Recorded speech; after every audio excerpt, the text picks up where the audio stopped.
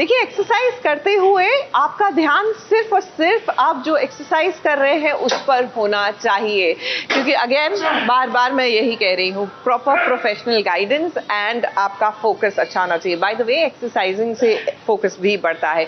ये जो महिलाएं हम सब कंप्लेन करती है पोस्ट 30 और 40 कि ब्रेन फॉग हो रहा है, भूल जाते हैं, फ्रिज में कुछ लेने रखने जा रहे हैं लेकिन कहीं और पहुंच जाते हैं।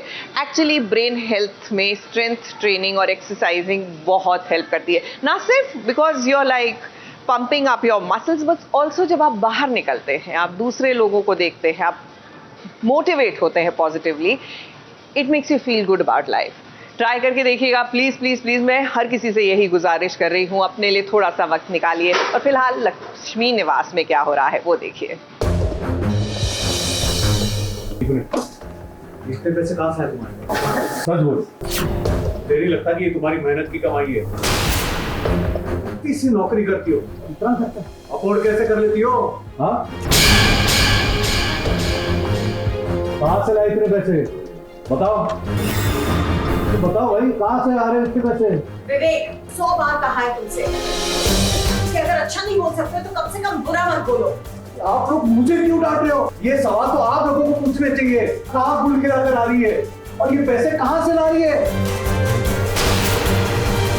एक भाई की सोच अपनी बहन के बारे में इतनी गलत हो सकती है, कोई भी परिवार ऐसा सोच नहीं सकता है। लेकिन राधिका क्या करे जब उसके भाई की सोच इतनी छोटी बन जाए। अब नन्ही निया का एडमिशन करवाना है, जिसके लिए राधिका ने यहाँ वहाँ से पैसे इकट्ठा किए। पिछली जॉब से मैंने कुछ पैसे बचाए थे और बाहर की क्लाइंट्स का भी थोड़ा काम कर दिया इस बार, तो सब जोड़ के कुछ 1.5 लाख बचे और निया के एडमिशन के लिए पैसे भी देने। अब यहाँ पर राधिका का भाई कहता है कि तुमने इतने सारे पैसे कहाँ से लाए, तुम काम क्या करती हो, कौन है जो तुम्हारी इतनी मदद करता है। दुनिया का एडमिशन करवा के आ रही है, जहाँ पे ऑफ कोर्स उसको किसी तरह से उसने पैसे मैनेज किए हैं फॉर एडमिशन, जो सामान वामान लाना होता है, बच्चों की यूनिफॉर्म हो, शूज़ हो, बुक्स हो। लेकिन जब वो घर आती है तो उसका अपना भाई उसे बहुत ही डेरोगेटरी वे में सवाल करता है कि ये पैसे कहाँ से कमा के ला रही हो, इतनी तो तुम्हारी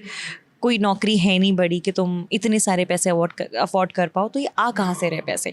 सो the way he questions Radhika, वो as a female, as a sister more than anything, एक बहन होने के नाते वो बहुत ही हर्टिंग। अब देखिए, राधिका के भाई का नाम विवेक है, लेकिन उसके नाम का असर उस पर बिल्कुल भी नहीं है। मानो उसका विवेक घास चरने गया हो। अपनी बहन को लेकर इतनी गंदी सोच कैसे रख सकता है एक भाई।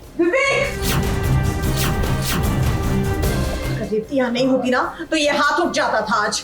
मुंह तोड़ के रख दूंगा तेरा, दबाओ ना। अब राधिका को बहुत बुरा हुआ। जाहिर सी बात है, बहन को तकलीफ तो होगी। वहीं लक्ष्मी और श्रीनिवास जी को भी गुस्सा आ रहा है विवेक पर। अपनी बेटी को वो अच्छे से जानते हैं। लक्ष्मी को अफसोस हो रहा है कि काश मेरी बेटियों की तरह मेरा बेटा होता। लक्ष्मी को इस बात का बहुत अच्छा लगता है कि मेरी राधिका के अंदर वो सारे संस्कार है जो मैं चाहती थी कि मेरे बेटों में भी हो।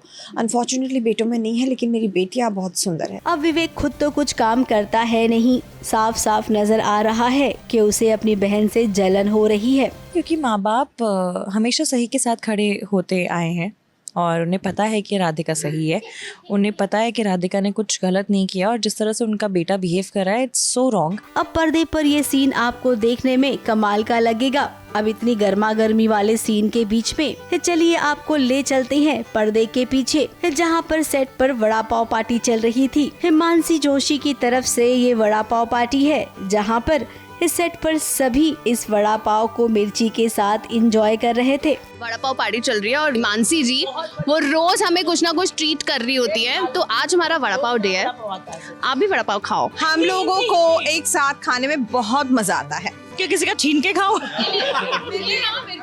एक बार छोटी सी खिला दो।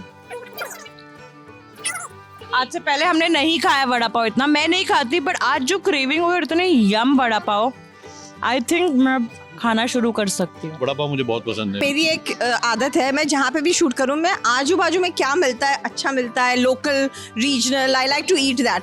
हम जबलपुर गए तभी भी हमने बहुत खाया। मैं और भूमिका भाग के गए मूंग दाल वड़े मंगोड़ी, वो खाने गए हम। श्योर कि नहीं तू बैठ, मैं मूंग दाल तू गाड़ी में बैठ, हम खाते हैं। And they are having in front of me.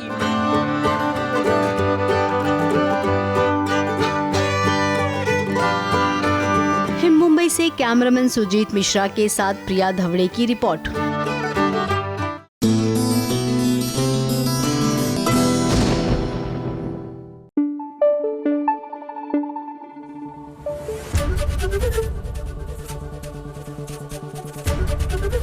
ABP news आपको रखे आगे।